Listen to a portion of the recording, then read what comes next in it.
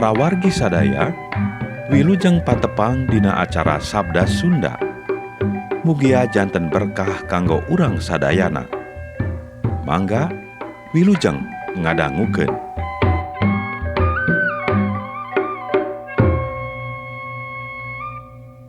Injil Yesus Kristus numutkeun Santo Matius. Yesus naek deui kana parahu tuluy meuntas, mulih kalemburna ku anjeun. Sanggeus sumping, aya anu lumpuh dibawa ka anjeunna, digotong dina bale-bale. Jelema-jelema teh ku anjeunna dipeleng, katingali yen kacida palercayaeunana ka anjeunna. Seug anjeunna ngadawuh ka eta nu lumpuh, "Sing gede hate anaking, dosa-dosa hidep geus dihampura." Didinya aya guru-guru agama sababaraha urang ngaromong dina hatena, eta jelema teh mapadani ka Allah. Yesus uningaeun kana pikiran maranehna tuluy sasauran, "Kunaon pikiran aranjeun sakitu gorengna? Babari mana nyebutkeunana, dosa-dosa hidep dihampura, atawa gerah hudang tuluy leumpang? Tapi ayeuna ku kaula rek dibuktikeun yen Putra Manusa teh di ieu dunya kawasa ngahampura dosa." Tidinya anjeunna ngadawuh kanu lumpuh tea, "Gerah hudang, bale-balena angkat, jung gera balik." Jung nu lumpuh teh nangtung, tuluy balik. Anu nyaraksian jadi sarieunun, tapi tuluy maruji ka Allah, reh mantena geus maparin kawasa kitu ka manusa. Yesus angkat tidinya, sabot angkat ningali tukang mulung pajek ngaranna Matius keur diuk di kantorna. Ku anjeunna diajakan, "Hayu milu ka kami." Matius jung nangtung tuluy nuturkeun Yesus. Sabot Yesus keur tuang di imah Matius, loba tukang mulung pajek jeung jelema-jelema anu dianggap jelema goreng daratang ka imah Matius, marilu dahar jeung Yesus jeung murid-muridna.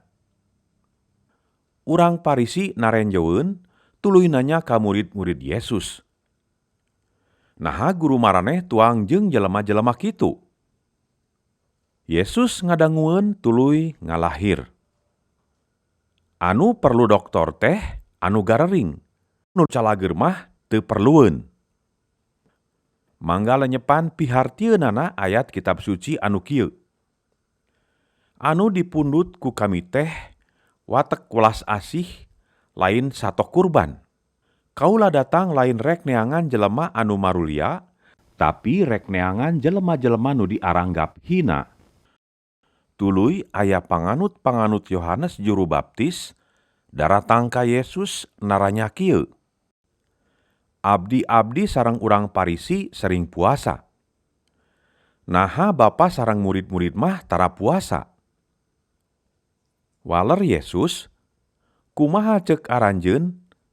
Naha layak tamu-tamu ngaruyung lamun rerejengan keneh jeung ki panganten dina pesta? Tangtu moal.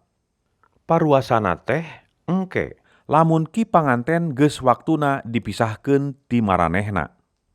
Moal aya anu nambal baju heubeul ku lawon anyar. Sabab lamun lawon anyarna murengked, nu heubeulna kabenyeng, soehna ngagedean. Moal aya anu ngeusikeun anggur anyar kana kantong kulit anu geus heubeul, sabab tangtu bedah anggurna kapiceun. Anggur anyar wadahna ge kudu anyar, supaya boh wadahna boh eusina tetep hade." Sabot Yesus sasauran kitu, aya hiji pamimpin tempat ibadah datang ka anjeunna, terus deku ka payuneunana pok unjukan, "Pun anak awewe nembe pisan tilar dunya. Mugi Bapa kaditu numpangkeun panangan tangtos pun anak hirup deui." Yesus angkat jeung eta kapala diiring ku murid-murid. Di satengahing jalan, aya hiji awewe anu boga kasakit haid, ngagetih terus geus 12 tahun. Nyelendep kapungkeureun Yesus. Ceuk pamikirna, asal nyabak bae kana tungtung jubahna, tangtu aing cager. Tuluy manehna nyabak tungtung jubah Yesus. Ku Yesus dilieuk, anjeunna tuluy ngalahir. Sing gede hate anaking, hidep geus cager, sabab percaya. Yesus geus sumping ka imah pamingpin tea. Barang ningali aya tukang-tukang musik paranti kapapaten, sarta jelema-jelema rame rarecok, anjeunna ngalahir. Kalaluar sarerea, budak teh keur sare, lain maot. Jelema-jelema teh nyaleungseurikeun anjeunna. Sanggeus kabeh kalaluar, Yesus lebet ka kamar budak. Leungeun budak teh dicepeng. Budakna ngulisik, tuluy hudang. Bejana tuluy nerekab ka sakuliahna. Yesus angkat deui ti dinya. Di jalan aya nu lolong duaan nutur-nutur, tuluy gegerowan ka anjeunna. Putra Daud, sing hawatos ka abdi. Barang Yesus lebet ka hiji imah, nu lolong teh nyalampeurkeun. Ku anjeunna dipariksa. Maraneh percaya yen kami bisa nyageurkeun? Sumuhun percanten, tembalna. Panonna ku Yesus dicabak, bari saurna. Kusabab maraneh percaya, heug kahayang maraneh dimakbul. Harita keneh panon maranehna jadi sehat. Ku Yesus dipesen, saurna. Kade ulah cacarita ka saha-saha. Tapi eta dua jelema teh tuluy nyebar-nyebar beja perkara Yesus ka sakuliahna. Sanggeus jelema anu duaan tadi arindit, aya deui anu daratang ka Yesus.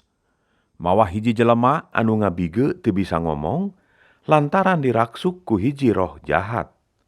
Roh jahatna ku Yesus dikaluarkeun. Tuluy jelemana mimiti bisa ngomong. Nu nyaraksianana kabeh barengong. Seug ngaromong. Kakara manggih di Israel, kajadian nu sakieu ajaibna. Tapi ari ceuk urang Parisi mah, manehna bisaeun ngaluarkeun eta roh jahat teh lantaran meunang kawasa ti gegedug roh jahat. Yesus ngider nyumpingan kota-kota jeung desa-desa, ngawulang di imah-imah ibadah, nyiarkeun Injil kasalametan tina hal karajaan Allah, jeung nyager-nyagerkeun anu garering jeung rupa-rupa kasakit. Manahna kacida ngahelasna, ningali jelema-jelema anu pinuh ku kabingung jeung katalimbeng lir domba anu taya pangangona. Seug ngalahir ka murid-murid. Pibuateun lega ari nu dibuatna ngan saeutik. Kusabab eta kudu nyuhunkeun ka anu kagungan eta pibuateun, supaya mantena ngirim jelema-jelema anu bakal mibuatanana. Sakitu dawuhan Gusti Allah.